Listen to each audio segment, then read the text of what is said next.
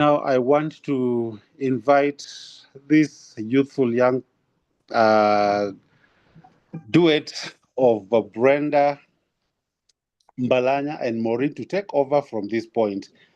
They will lead in the next session. Thank you so much, and you can take over. Thank you, Elder Elisha. Good evening, everybody. Good morning, Dr. Achia and family. So tonight's session is themed Managing Life's Transitions. And I'll be co-moderating with Brenda this evening. Brenda, please say hi. Hi, everyone. I hope you're okay. Thank you, Brenda. So I'll quickly introduce our panelists. So we've got Dr. Thomas Achia, who's a senior research scientist at Dell Medical School, University of Texas at Austin. He holds a PhD in mathematical statistics from the University of Nairobi and has held several academic positions as an associate professor of statistics at Strathmore University, University of Witwatersrand, and the University of KwaZulu-Natal. So in addition to his academic expertise, he's the chairman of the Nairobi Advent Ensemble Foundation and a proud father of three men aged 27, 20, and 13. Currently, Dr. Achia resides in Austin, Texas. He will be co-facilitating with the wife, known as Doreen Katiba Achia. Doreen is a counseling psychologist, a music evangelist, and a preacher with a passion of empowering women in all aspects of life. As a mother of three, she is also celebrating 21 years of marriage this June and is deeply committed to youth mentorship and runs a program in Rongo, guiding the youth at the grassroots level. Please join me in welcoming both Doreen and Dr. Achia to share with us their wisdom with us today. So to kick off our discussions, Dr. Achia, could you please share with us in the next 10 or so minutes, 2 significant life transitions you've experienced? We'd also be keen to hear from you how you trusted God through those uncertain times, how you discerned his guidance in your decisions, and what lessons you learned along the way. Daktari, over to you. Daktari is chairing another meeting, so he asked that I go in before him. All right. He's in another room. He's Okay. in a work meeting briefly. So I will start and then he'll join in. I wanted to put a clarification. 21 is our second born's age. He just turned 21 2 days ago. But we are celebrating 28 years of marriage this year. Thank you.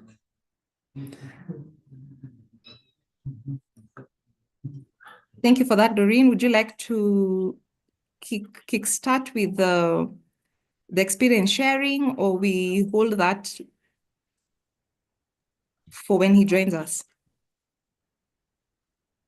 You can ask the questions again so that I can do my part. So in like 10 or so minutes, we'd be happy to hear from you about 2 significant life transitions that you've experienced in the course of your life. The choice is yours. And as you discuss that, please nuance how you trusted God through that season of transition and the lessons that you've learned along the way. Okay. Good afternoon from my side and good evening from your side. Am I audible enough now? Yes, ma'am. Thank you. Allow me to mention the 2 transitions that you have asked me to highlight. And I will start with the first one that happened in 2020. He's here. That's why I'm smiling. Ulisalimiwa hapa. Show your face before I continue. Here he is. Hi, everyone. It is 12 o'clock and I'm in semi-office mode. You're welcome, Daktari. Thank you very much. Okay, we can continue. The two major life transitions that have happened to me and to this family, allow me to mention the first one. The first one happened in 2010.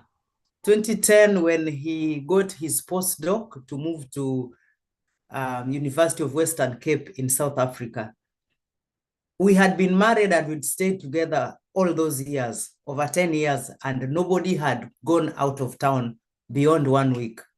And this was scary. He got his postdoc. We sat down as a family, we discussed it, and he said it was good for him and for us.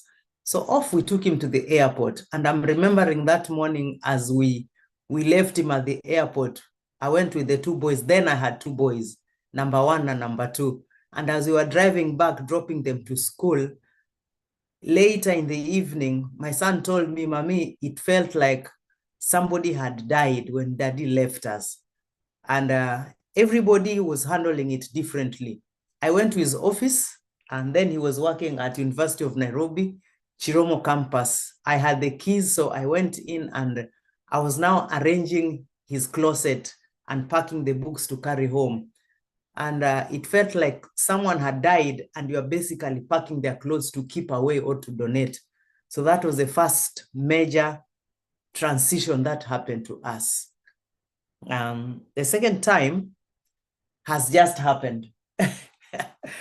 We have 10 years later, we went back to Nairobi. We went back home. That was 2014, I arrived early 2015.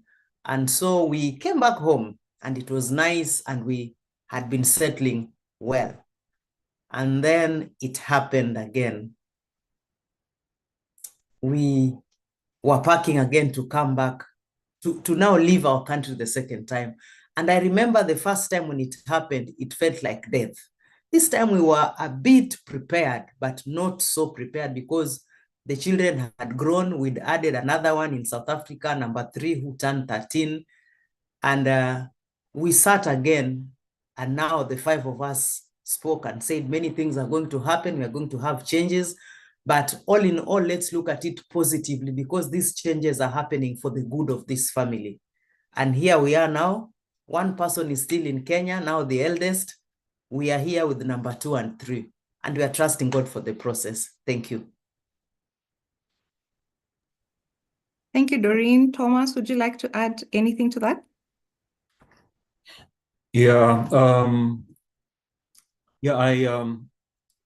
Transitions aren't easy. I would not go back over some of the things Doreen has mentioned. Coming to Texas, where we now live, was an interesting journey in the sense that last year, those of you who understand Kenya, I used to work for the US Embassy. I was working for the Centers for Disease Control and Prevention. Then suddenly, the government decides that all people working within the embassies must start paying taxes. So suddenly, a third of my pay disappears and we are unable to make ends meet. We had been so comfortable for the last 10 years, really, really comfortable. We've built a home in the village. We've bought a house in Nairobi. Our children have gone to university. Things are really bright. Then something happens that completely destabilized me and many of us who work for the US Embassy. And so I started looking for a position in the US. We got an approved green card, but it takes a while before it gets ready. And I started applying for jobs. And then I apply for a position and I get a regret letter. But someone on the panel writes back to me and tells me, "Hey, Thomas, I have another position. Are you interested?" And I say, "Definitely." So he says, "Let me call HR. We revive the advert and we will let you know so that you can apply." And that's how I get a job here. They process my visa. They process visas for my family. And I remember resigning from my position. Even before we got the visas, I started joking for my friends online that I have retired. Yeah, and so we started moving by faith. Before getting the visa to come to the US, there were so many things that were not in place, but we came by faith because we believed the transition was important for our children. We have an older son who got a job in Kenya. The salary he's earning is less than the pocket money you are giving him as a student. So we were looking at a future for our children. And so many of the transitions we've gone through, our children have been at the back of our mind, whether they can have a better future than we had. So faith sort of built around what the Bible says, a wise father leaves an inheritance for his children. So some of the things we do are for their sake. I've said much. Back to you, Maureen. Thank you, Daktari and Doreen. At this point, I would like to open the floor for any questions from the audience. So please feel free to share your thoughts. And the family of Dr. Achia would be happy to answer. I'll hand over to my co-moderator, Brenda, to continue with this session, which is largely around questions that came from a previous survey. And that said, over to you, Brenda.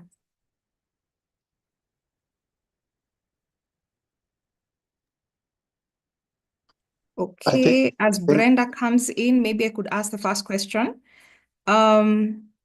What would you say is the best time for a man to move out of his parents' house? And what factors should they consider before taking that step? I don't know, probably I should respond as the man here. Yeah. There's a lot, I think growing up, one of the things is about parents need to start making their children independent as early as possible. And by independence, in my opinion, it's about building a career, getting some sort of definition of the sort of career you want to build, getting a source of income. It may be a job, or is that on my side? Sorry for that. Yeah, well, it's probably like building a career, being able to disrespectful, man, disrespectful, Pakistan. Oh boy, I'm wondering whether it's on my side. Yes, it's from your side. Is it? Yes. Oh boy, it's a new laptop and I don't know how to.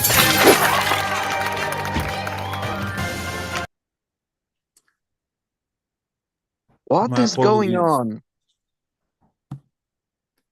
Is there a way the admin can block that?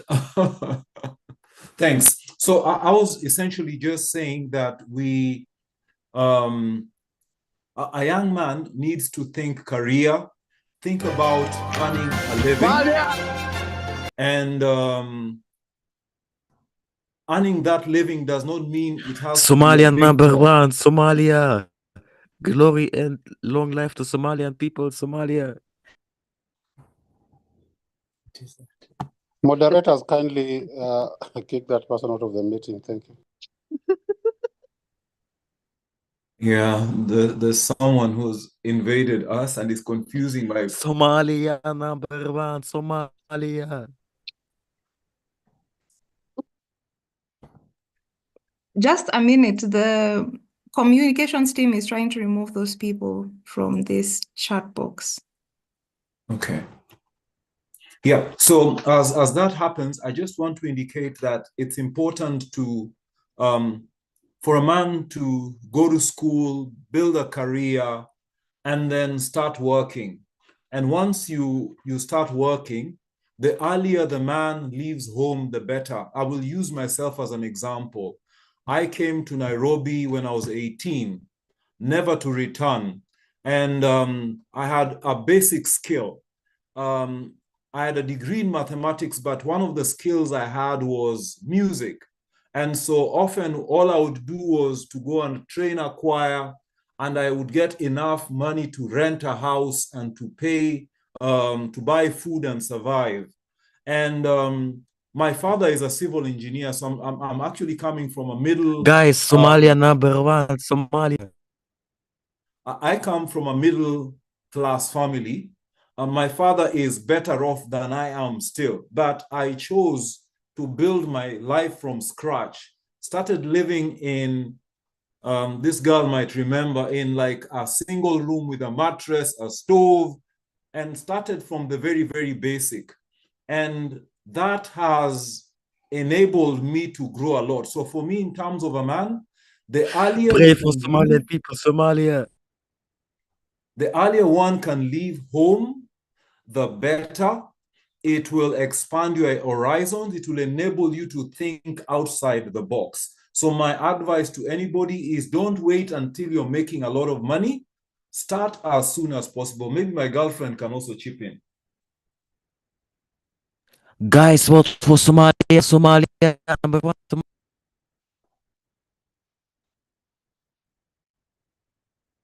Do we continue? Yes, please proceed. Thank you so much.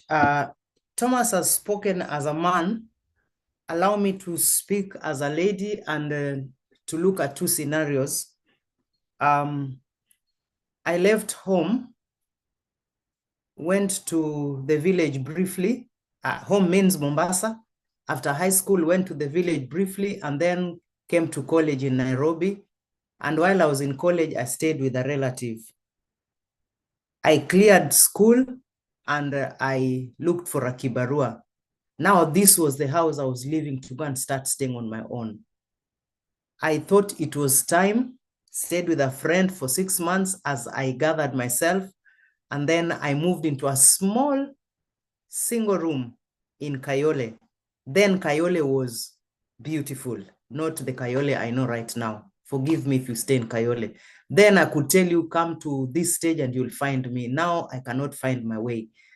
I gathered myself, I prepared myself. My sister-in-law had prepared me of how Nairobi was. Coming from Mombasa, Nairobi was a shocker. That is one scenario. The second scenario is a lady who has been staying with the mom all her life, and then she gets a job and she leaves the house from her mama's place to go and stay on her own. And there's another one who has stayed with the mama for so long, gets a job, and then as she's getting married, that is the time she's transitioning into her own house. All of these have challenges. In my opinion, as a psychologist, I have studied that the brain stops growing at 25. You know, maturity for the brain is at 25. And anybody who leaves their parents' house below 25, I normally look at them like they've not grown enough. But depending on how the parents brought up this person or how the guardians brought up this person, you can leave home at 18, you can leave home at 19 as a lady, because here you are armed with social security from your parents, emotional support from your parents, and maybe kitu kidogo to push you to start you on your own. So depending on what time you as a lady feels like this is the time to leave home, upbringing and how prepared you are as a person will push you to life. So I'm not going to peg age on when somebody should leave home. But as a psychologist, after 25, that is the best time. Thank you. Thank you, the chairs. From the question or the chat box, we have a question from James Kioko. He asks, what is the recommended years for husband and wife to stick together? I don't know. I don't understand that question because I remember when we got married in the answer, there's an answer that's correct. We got married in June 29. June 29 97. 1997. And the only thing that will change those dates is death. And I think as Christians, you make that commitment, till death do you part. I don't know whether Amen. my girlfriend has a different opinion. Maybe the person meant a different sticking, or is it till death? I think it's just sticking. Or what's the recommended time frame for couples to literally stick together? Let me call it the Bible way. Cleave. Yeah. They say a man will leave his parents and they will cleave together with the wife. Currently, there's a discussion on social media. I think it's on Tuko, of a lady who died last year. Was it last year? Yes, a gospel minister somewhere in Migori, and the husband is a pastor. I think last week the man got married, and everybody is up in arms complaining, oh, he's done it too fast. Oh, he's done it too fast. Maybe this was the side chick. She'd been waiting on the sidelines. There's a man always has a side chick. Ukikufa tu even an hour next week. And it is painful for the family members that the man has moved on quickly.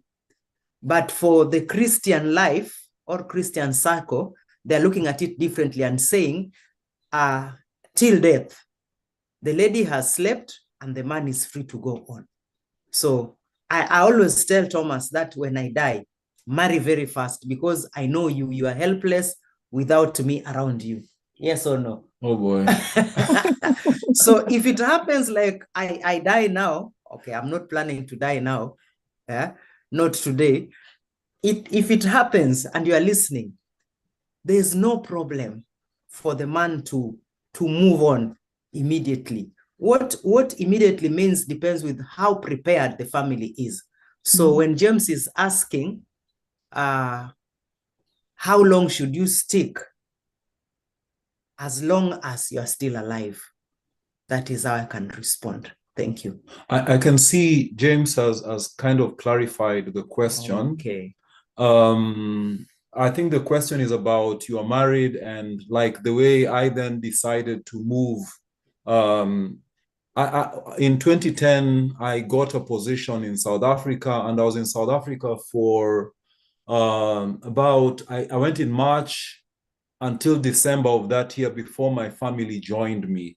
That was the most difficult experience of my life. At least my wife had the children and the common church family, and like the environment that you're used to. I moved to a foreign land, and I can tell you it is difficult. Just like coming to America, the last 3 months has been difficult. You lose your church friends, you can be in your house alone with no one to talk to for a long time. So your question about when, these are very difficult decisions that you must make as a family, because there are definitely risks involved. There are people who have separated and never reunited.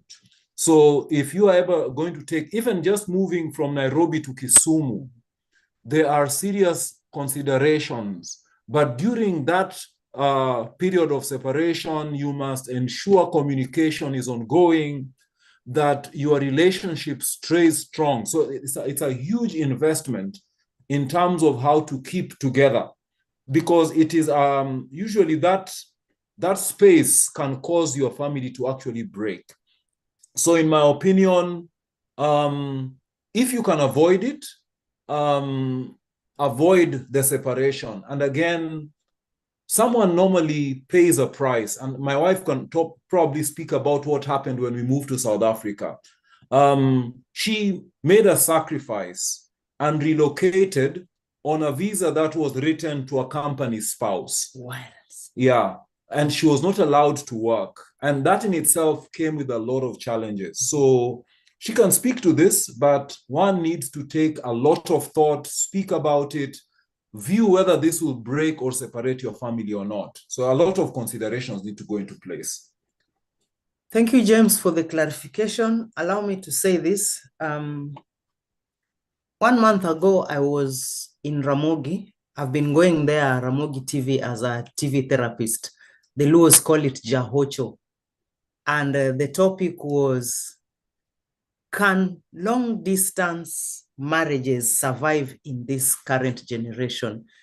I think, let me attach that to your question. And this was my response. We were 3 panelists, and coincidentally, we were all Adventists, a gentleman and a lady. And the gentleman was in the age bracket of 30, 35. And these were his words. He said, for people of his age, it is difficult. I'm quoting him. He said, this is the time you are sexually active as a man. You've just gotten married, and in your mind, you think marriage is all about, okay, intercourse, sexual intercourse. In counseling, we call it as it is. We don't sugarcoat. And he said, this is the time you want to show your life in that way. He also said, this is the time you are starting to get babies. Maybe you have 1 or 2 who are below 10. And for him, this was not going to be possible, and he was not for it. Then he said, lakini watu wa age ya Doreen, yo machalo Doreen gini can tell us, because I think they think it is possible. It is possible, and these were my words, depending on how you have been the foundation of your relationship with your husband or your wife. It is possible at whatever stage to pack your bags and leave for the benefit of the family. And one thing I said as I finished is communication. Are you keeping contact? Are you talking? Are you in charge? Are you seeing the children once in a while on Zoom, like now we can see you and we're happy? This is possible. Thank you, Doreen and Thomas, for that very rich feedback. Another question from the chat box from Ken. He's basically asking, at what age is it appropriate to send our children to boarding schools, particularly when considering the importance of teaching them independence? I'll give my take on that, also from experience, because we've taken our children to boarding school as well. Okay, at least one of our children, he's been a guinea pig. Our firstborn, when we left, he was at Maxwell Adventist Preparatory School, MAPS, and then we kind of felt like his grades were going down. And so we took him to boarding school. I don't know whether it was 10 or 11. Grade 7. Grade 7. So when he went to boarding school, I came to South Africa, and I remember coming to see my son. I flew back from South Africa and I came to school, and he pulled me aside and he took me to some corner, and my child cried. He told me, "Daddy, get me out of here." And for me, it was painful, because I had gone to boarding school at age 15, 16, and it was painful as well. My opinion about boarding school is, if you can avoid boarding school, avoid it. Bring up your children. But there may be circumstances where boarding school offers opportunities for a child to grow academically that he is unable to find at home. He may grow academically, but there are certain spiritual challenges that he may encounter. I want my children going to worship with me, seeing how we worship, learning the principles that govern our lives. So in my opinion, if you can avoid taking them to boarding school, I would avoid it. I would want my children to grow with me. My wife is wiser than me. I wanted to say something. On our firstborn, allow me to quote the teacher. My son was always number 1, number 2, number 3. And it reached a point he was number 8, number 16. And when we sat down with the teacher said, your son has no competition anymore, so he's relaxed. And we thought, if there's no competition and he's now in grade 7, first term, then our child is not going to make it in Form 1. He will be uko mwisho. So we spoke to our friends, and they identified Gilgil Hill Academy. Some of his friends were there. And as we were doing this, the father got the opportunity to leave the country. And we knew the following year, I will also join him with the little boy. So we said, this is an opportunity for us to let him go, and at least he'll be coming for holidays. That's what he was doing from Gilgil to South Africa. The first day, it was not easy, but with time, after pulling the dad aside, with time, he became used to it. I'll go visiting and I won't find him because he was having fun. I personally, let me use a strong word, I don't like boarding school. I love having my children around me. Right now, I am suffering, he will tell you, because I am so attached to my children, even though I have trained them on independence. Maybe I'm the problem. I love having even the older one, the 27-year-old around me. So I keep asking, when are you coming? When are you coming? Boarding is good and boarding is also not good. Do your homework well. See where you are taking your children. Is there a church group? Is there somebody you know in that school who will be holding the child's hands? I had a friend's son who is his best friend. When we left him there the first day, he told me, Mama Josh, niachie, he's in my hands. He was one class ahead and he settled well. At school where they had to drink milk by force, tell me, is that a bad boarding school? Back to the reasons why sometimes boarding school is good. In the same school, there was a child who was being visited on odd days. You will see a helicopter land on the school field and we'll be like, what's going on? And we were told the parents were pilots. He was only in grade 3. There was no one they thought could take care of him. So there was a school matron who was being paid separate to take care of that child. So some instances you can be forced to take your child to boarding school. Like now, if our child was still in high school, we wouldn't have left him alone in the house. We would have taken him to boarding school until he joins us. So boarding school is good, but do your research well. There are some which you only go for 1 week, weekends you are at home. I have friends whose kids do that. It is Monday to Friday, then the weekends you have your child at home. Thank you. All right. Thank you so much, Prof. and Doreen, for the insightful conversation. So I think, Maureen, can you hear me?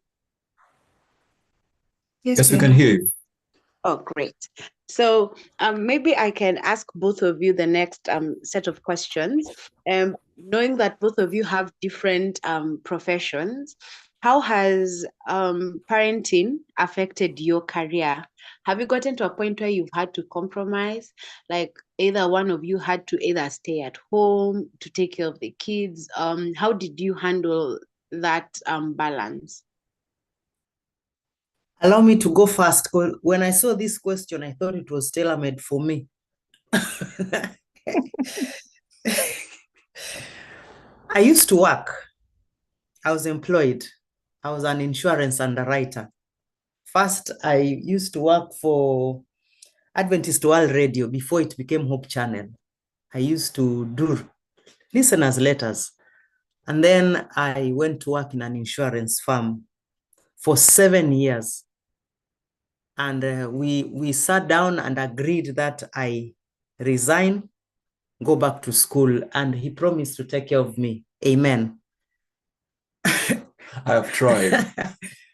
I've not complained. So I stopped going to the office. I used to have my money. You know, pesa ya mama ni yako, hata kama ni kidogo. It's important to have your money for the mamas who are listening to me. Then I got pregnant. And I stopped going to school. And then I decided to now take care of the child. So I was now a full-time stay-at-home mom. Somehow I am still one.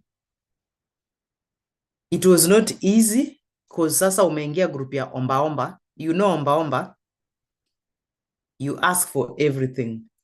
But with time, I looked at the reasons why I was at home. And believe you me, my children are the way they are for those who know them, because I believe I was at home with them, taking care of almost all their needs. And so I will say it is not bad, It was, I don't regret doing it. I could do it again now, but now with more insight. Then I did it maybe blindly. And in some instances, I used to suffer because I was like, this should be happening, this should not be happening. But now I think as I moved into it, I started doing a lot of reading and the reasons why it was good and why it was not so good. So why it was not so good, I tried to tie those loose ends, and seated where I am right now, I think it was the best decision that I ever made. Thank you. I'll just chime into the same. When I was employed by University of KwaZulu-Natal, after my postdoc in Cape Town, University of KwaZulu-Natal gave me a job, and the lady who was my line manager, my boss, she was a Bua. She had a PhD, but the minute she got her children, she gave her life to those children. And what she did was she made sure some of them were the best tennis players in South Africa.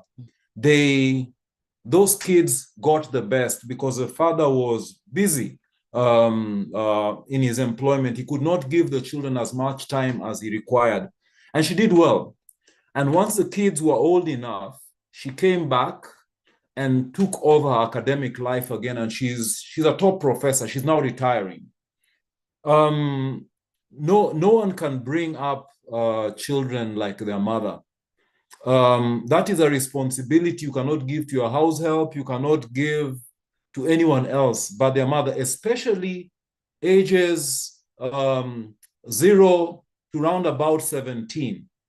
The role of the mother is really, really paramount. And I think, in my opinion, a man's responsibility is to fend for his family. I consider myself the vision bearer for my family, the person who gives them vision. Many of the dreams they have, a father has that and he fends for them, but a mother's responsibility, it is not demeaning. I think the best gift that my wife has given to my children is being available for them. Amen. But that being said, as a woman, make sure you also have a career, because life is fleeting. Mm-hmm. The man may die. True. Yeah. So it is important for you to always ensure that you also have a career. But as a man, one of the things is, if I died today, there are things I have put in place that, according to me, my family would live just equally as well in my absence as if I was there. So it's something that as a man you must do so that your family can also be well taken care of in your absence. Allow me to add, there's a question you asked and I didn't answer it. How can one stay professionally relevant during this period? Let me use my story. I went to school. As I was in my career of a stay-at-home mom, I started a business. I started event planning, and then I used to go to school part-time, run back home, take care of the children, go to school. And now I have certificates in event planning. I made sure I read a lot. I attend seminars, stay relevant in what you want to do. And as time has been going by and the boys have been growing, you see the way you've invited us. People used to do this, best couple in every wedding, until I said no more matching in weddings. No, unless you give me those jobs to plan for you. And as we kept talking to people and doing what we are doing now, I discovered my calling. And that is how I went to study counseling psychology. You can become relevant even when we are at home. Yesterday, I have just come into the country. This is week 2. This is my second week. I arrived on 13th of this month. And even as I wait for my documentation before I get a job or go back to school, I was telling my son yesterday, I want to check online and see if there are free courses that I can register to and now just learn. And there's a course starting back in my college in Nairobi I can be joining it. It's trauma counseling. So I am making sure, even if I am back to being a stay-at-home mom now, yes, but I am actively still pursuing my career on the background, even before I get fully employed. So it is possible. Usilee sana until you also forget yourself and the world forgets you. Be relevant. Social media has made it so easy to remain relevant even as a stay-at-home mom. And there are groups you can join on how to make money while you are in the house, how to make money even as you take care of your children. You don't have to go to the office. So it is possible to still be relevant and be a stay-at-home mom. Thank you. And Roslyn, I've seen you. That's my fellow psychologist. She says, I say hi to Prof. Thank you so much. I don't know if you're comfortable to answer this next set of questions, but let me ask probably Doreen. At some point in time, have you stayed out of the job market for a while? And if so, how did you handle it? How did you handle that transition? Like, you've stayed out of work for a while, and at the same time, you're also a mom. I have for so long. Before I started the event planning, I used to ask for money and I'll get very bitter. You remember, I even wrote him a letter once and told him, you know, sometimes getting them to sit down and discuss our issues can be difficult. So I wrote a letter, 4 pages, and I told him, you promised to do this, you promised to do this. Now I'm here. What? Do you want me to say what your response was? I'll forgive him for today. So I called myself to a meeting and said, hey, I'm not a cripple. I have very many gifts. I need money. Siwezi endelea kuwa omba for so long. So what did I do? I had to volunteer first. First of all, as a mama without a job and no money in your hands, volunteer. They say you will volunteer until they employ you or you employ yourself. So I volunteered. I'll do things for the church. I'll do the event planning work. I started in church, doing them freely for people. And then I now started paying myself. And that's why he said, when it was time for us to leave the country and go to South Africa, I was established. I used to have 4 weddings in a weekend. I was rich. Okay, not rich, but wealthy in my own way. And I had to forgo that for the sake of my family. So yes, I've been there, done that. I just want to chime in as well. I think one of the things that we make a mistake with is everybody's thinking about a job. Mm-hmm. I've never viewed myself so much as an employee. Wherever I am so skillful that employer knows very well that I would get a job elsewhere. And the other things that I do, because I spent a lot of time gathering skills. So I'm not a slave to my employer. Even when I came, I work for the Dell Medical School at University of Texas at Austin. UT Austin is one of the public Ivy League schools in the US. I am the only African you might find in the building. And the reason is, amen, spend time to acquire skill so that irrespective of an employer, you yourself can be able to pay yourself. So this goes to the men and to the women as well. We are so focused on getting a job. I would much rather become so skillful that that job is really like a self-employment. That's the way I view myself wherever I have been. I was working at the US Embassy. I was working for CDC. Strathmore University gave me an associate, a honorary associate professor's position. University of KwaZulu-Natal gave me a honorary associate professor's position. University of the Witwatersrand had given me a honorary associate professorship position. And the thing is, make yourself so skillful that you are not a slave to an employer. That's very insightful. Maybe if I can follow up, at some point in time, with the fact that maybe one of you was staying out of work for a while, was it a source of conflict in that transition as well? And how did you manage it? And then I'll do a follow-up question once you answer that. It's never been for me, it's never been a source of conflict. It comes with challenges, because there is your spouse, like in my case, my wife, there are things she would want to do for herself, and she's expecting that I should be able to support her as she would desire, and I'm not able to. Go to Dubai. Yeah, she's talking about going to Dubai and those kinds of things. So there are definitely limitations that arise, and as the spouse, you are not able. But I think one of the things is we've learned, one, to live within our means. I have sort of set aside a small stipend for her. Small. She's saying it's very small. Small.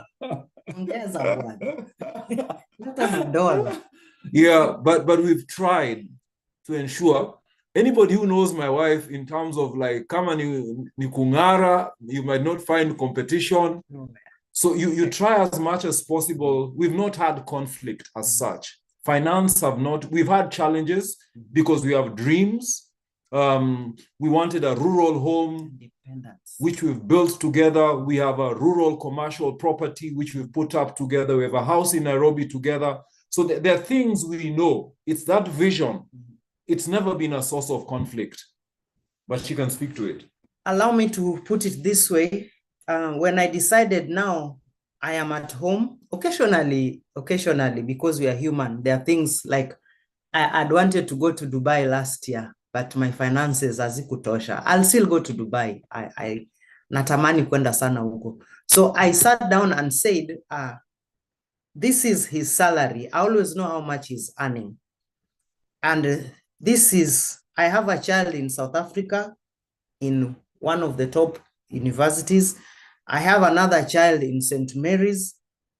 The St. Mary's, not ile ya Siaya, but the one in Lavington. Ile Uhuru alienda, so you can imagine the cost. And I have a child in MAPS. And then there is me, and then we have dependents. And I told myself, allow me, God, to understand, because all these things he's doing for the good of the family. And that gave me peace. Then I decided now to get busy and get my own monies. Kidogo kidogo hapa na pale. I'm a florist, so I will always get these wedding jobs. But when I decided to go back to school for my counseling psychology course, Roslyn will tell you it is tough. I've just told him I don't want to look at psychopathology notes right now for the next 3 months. So I will always do the flowers. I'll always get something small. I'll even ask him, hii nguo unajua ni pesa ngapi? Because sometimes you don't want to bother him, you can afford it. There are things he will want to do, but because umepata shilingi ingine kidogo kidogo, you add on to it. So it is all about the woman's emotional state, even as you come into being a stay-at-home mom. If you are not stable emotionally, you can't do it.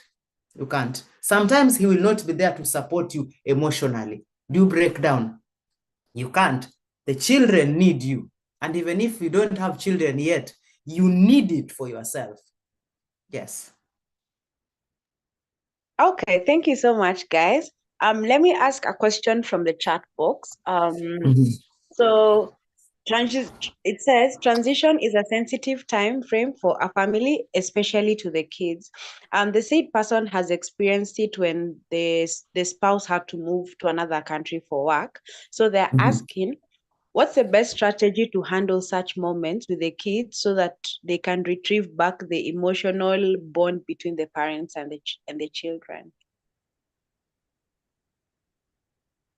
And allow the psychologist to answer. I always love using myself as an example.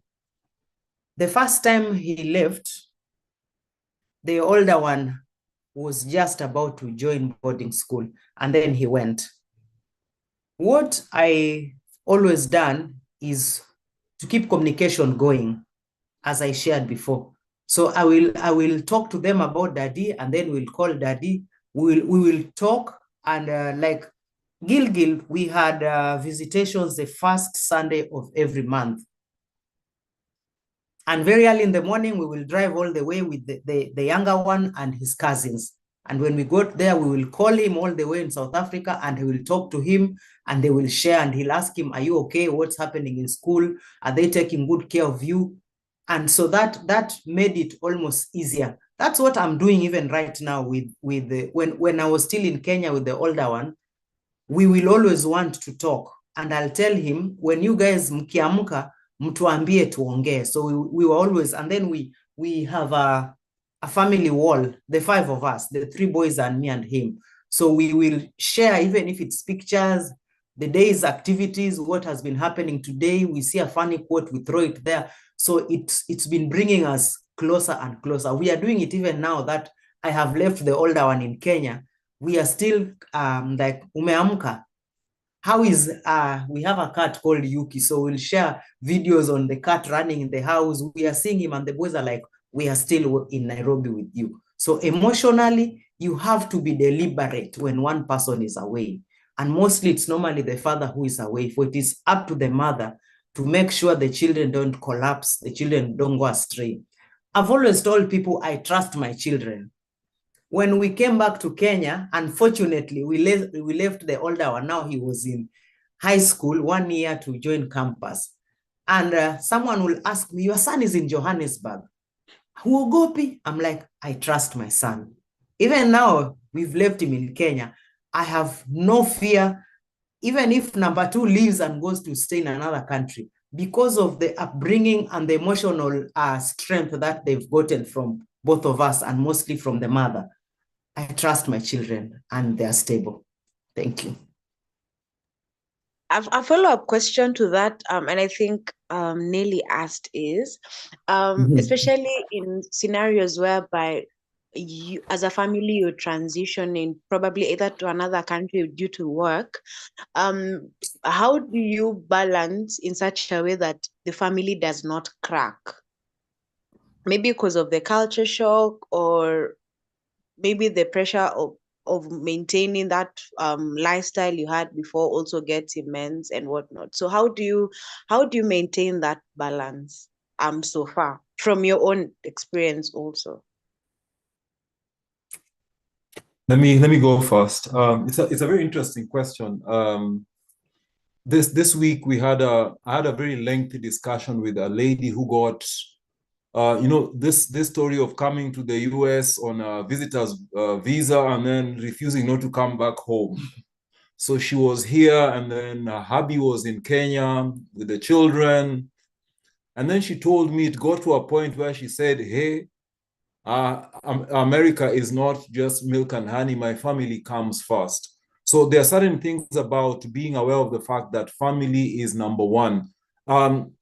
You can't live in the US for 20 years and leave your spouse in Kenya and expect that relationship to be ongoing, that you send money every month.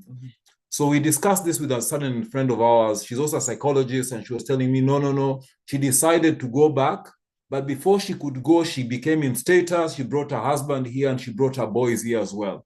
So they've been here for a long time, and they're settled. But one of the things about when you come out of the country, like we've come to the US, people come in different ways.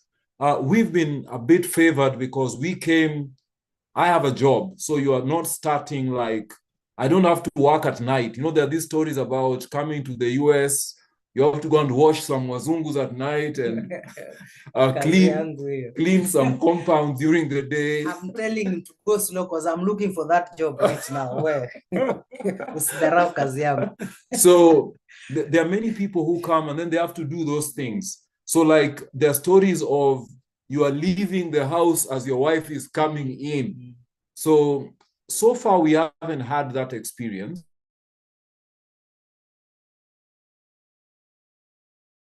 And wherever we've been, for us, we've actually bonded more out of the country than in the country. Yesterday, we went to the park.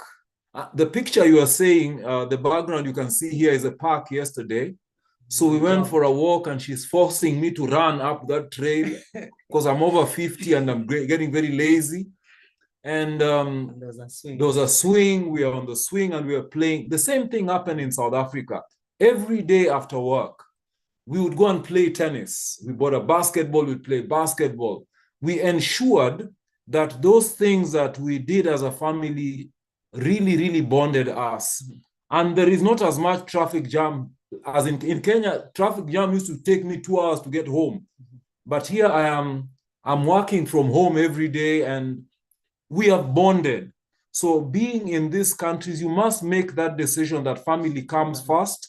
Create time. Don't allow your employment and your ambitions override opportunities to bond as a family. So for us, we've created those moments. And you go to church. When we're in South Africa, you're going to a church where you're the only Black family around. So like nobody wants time with you. So it is an opportunity to bond when you're away from the family. She can speak more to this. Let me go to my kitchen and language. I grew up in Mombasa. So Swahili is my first language, meaning Swahili. My children speak Swahili because English is his first language. So he speaks to them in English. I speak to them in Swahili. I speak to them in Luo. I speak to them in 3 languages: English, Luo, Kiswahili. So my children can understand and speak Swahili because I have made sure that does not get lost. While in South Africa, we used to do our devotions with the Luo hymn book. Our children know more Luo songs than English and Swahili songs. And our prayer song is a Luo song, Lord, I hear of showers. And so somebody wrote to me this morning, my morning, sorry, and said this: I love your life. I wish I was like that. I told her, you can have it. Everything in life must be approached deliberately. I'm quoting what I wrote to her.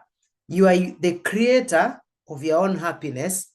And because we only have today, make today matter in your family's life. She was just wanting to join our program, but she's in another program. So we were just sharing. And so let me put it that way, that everything we've done as a family to bond is deliberate. I just wrote on my journal, I'm very big on writing. I need to finish my book. I never added that to Mimi that I am an aspiring writer.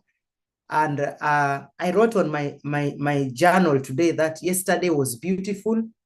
We went to the park and I intend to be going there every Sunday. I told him, just drop me, stay in the car. I will jog around the trail. I will even fish because there's fishing there. So deliberate planning with your family makes the bonding easier. Now back to my kitchen. I cook ugali. I cook sukuma wiki. I love coconut milk. I make sure the food that my family is used to back at home, they can also have it here. And I've told him to take me to the nearest Oriental shop because they eat like we Kenyans. So having what we had at home and being deliberate in our programs makes it easier. Thank you. All right, thank you, guys. So the last question is a bit packed and a bit heavy. So I hope you're ready for it. So part of transitions come with the fact that there's some decisions you'll make that you somehow regret. For example, I meet a boy and yeah, life happens and then somehow I get pregnant. So in essence, I'm transitioning to parenthood. How do I go about it? I know clearly, well, fornication is a sin, but it has happened. So what do I need to do going forward? And how do I go through that transition in a way that honors God as well? Can I go first? Absolutely. I have 3 boys, and that is a topic I have discussed with them many times. I told the small one once, there was news. I think it was he was still very young. An 8-year-old conceived here in Nairobi, and the boy was 13, who made her pregnant. And so when I am talking about sexual reproduction, sexual matters, and sex education, I handle my boys differently depending on which stage they are in. The second one has also started dating, and so I approach that in line of someone who is now asking me, Mommy, I have seen this girl and we are going out. I'm like, oh. So I have told my children this, when a girl gets pregnant, your girlfriend gets pregnant, I will not force you to marry her. And I will not encourage you to marry her because she became pregnant. Listen to me carefully. And I always tell, I run a mentorship program in the village, and I always tell my youths this also. The other day I was asking them, since we registered this group, wangapi wameshika mimba? You know, that's how I asked it. And one girl raised her hand, and I was proud of her because the previous month we had been discussing self-esteem. And this showed that her esteem was on a high note. And I told her, we are proud of you. We can see the baby. The baby is now 2 years old. You did not abort. So this is what I tell my children. Msitoe, if you had planned to get married na ikafanyika, then we will sit down and discuss it. But if it just happened, kwamba mlienda mahali, you know what is happening to youths nowadays, and someone conceives, we will still talk about it. The child will be taken care of. You are old enough, and I always tell them, tuko na shamba ushago. You've seen my mangoes, we have the trees. Go home, tafuta kibarua, take care of your child, even if you don't marry that child. That is my take. Kanisa, come back to church. The church will always know what has happened. They say public sins must be confessed publicly. Utarudishwa kwa maji for the sake of those who are weak in faith, and start your walk afresh. Try as much as possible not to go back in the shimo where you fell in. That is my take as Doreen, and that's what I tell my children and my youths. Yeah, that's that's an example you've given of a transition from being single, you've gotten pregnant out of wedlock, and suddenly you must fit into society. And there are many examples like that. I've seen situations where somebody was, he was in church, he was the most outstanding person, everybody looks up to them, and then he got divorced. His wife left, so she no longer comes to church, or she comes to church, they sit in church, but they are separated. That's another transition. And I know we as a church, we don't do a very good job in terms of dealing with some of these cases. Somebody who is divorced, somebody who has had a child. We almost make some of these people feel like outcasts. So to us as a church family, I think there was somebody saying like, we must be the first people to bring our wounded soldiers home. These are the people Jesus came to seek and save the lost. So as a church, we must find a way to be winsome around it. So that's one. But now back to that person who has to deal with the stigma that society places around certain things they consider as unacceptable norms. My challenge to you is, once this happens, always realize that you have a friend in Jesus. He's somebody you can run to. In fact, the Bible says that my father and mother may forsake me, but the Lord will receive me. So for me, in terms of that transition period, be aware that the Lord will always receive you. Amen. And so do not leave the church congregation.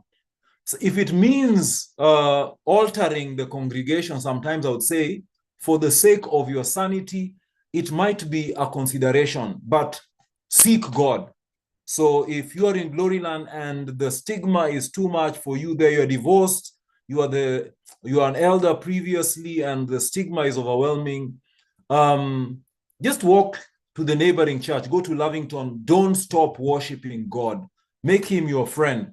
If the environment is unbearable. And again, there's nothing as powerful as improving yourself. Somebody said that an improvement in one area of your life has a way of spilling over into other areas of your life. So my challenge to us is, when you're down, don't be down and out. Start improving yourself intellectually, build yourself socially. Make sure you have a circle of people you can run to. But my challenge for you is improve yourself in some area. It will spill over. If it's intellectual, it will spill over to your social, it will spill over to your spiritual, and so on. So it may sound abstract, but find something to really, really do well. And then it will spill over to other areas of your life. Divorce, pregnancy is not the end of the world. The Lord still has you and has your back. Thanks. Amen. Amen. Thank you so much, guys, for engaging us through this whole thing about transitions. Maybe I can rope in Maureen at this time, and while I rope her in, are there any last is there any takeaway or any key thing you would want us to go home with while we are winding down this conversation? I'll start with Doreen. Thank you. Allow me to read something. I have a devotional book here. My devotional book says A Happy Heart, and it's written by psychologist. Julian Melgosa is a psychologist. I'm reading the date February 22, and this book has themes. If you're a psychologist like me, please buy this book. It's very good. When you look at it, you think you're in class. And it has themes. Every month we have themes, and the month of February was on the theme of family. So February 22, there's a part that talks to, I'm talking now as a Christian parent, and then I will read the part where the Christian child is to be responded to. It says, if you are a father or a mother, make a promise to build a close relationship with your children that is not centered on demands and rules. Spend time with them, be very patient, set them the best possible example, and above all, love them in spite of their errors and incorrect behaviors. Think before speaking or reacting.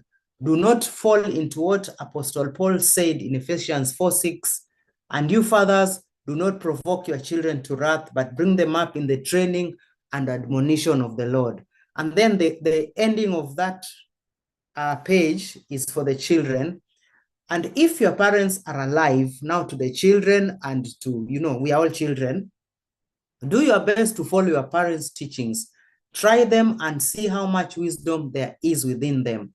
Obey them unless they ask you for something that is against God's will. Express your gratitude to them for specific things they did for you.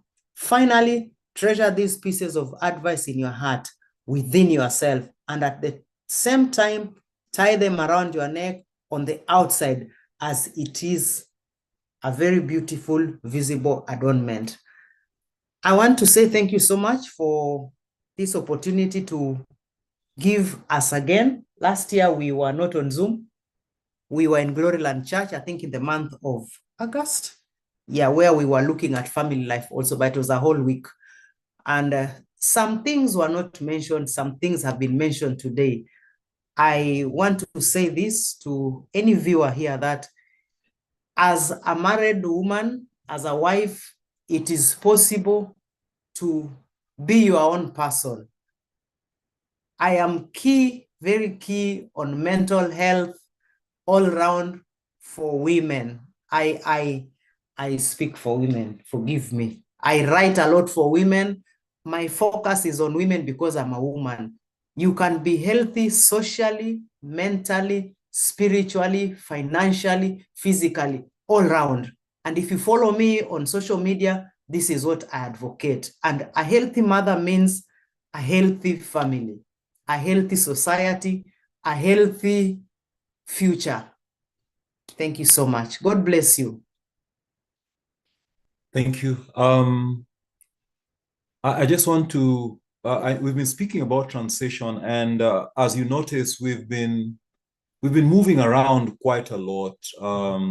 We've left Kenya, went to South Africa, came back home, moved to Texas now.